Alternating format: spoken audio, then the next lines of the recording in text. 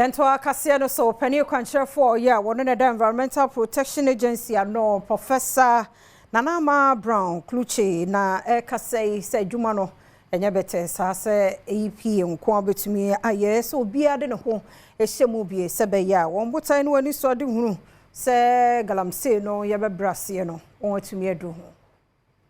ye hwe China for nso machi bia na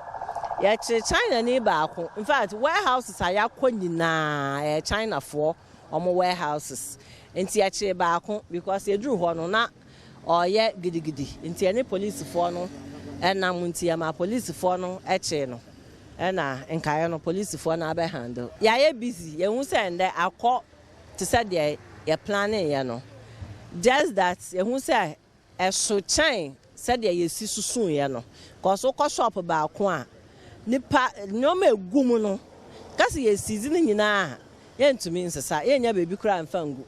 na shops ne bi nso wo ho a wo kasa wo close ne down so a eden esanse omo sate shop ne mu ente ne nyina challenges a ye hyehyia say ye ntumi en close down na ye season nyoma no na ye de ko ente ye to aso ene aye successful regions na EPA wo region office wo region bia into regions na ye want mining ewo ho ewo Ghana no region bia nso after ende ochena ekọ no omo nso obi abeti asikurom nti ye bi wo western north ye bi wo Obuasi area ye bi wo Takwa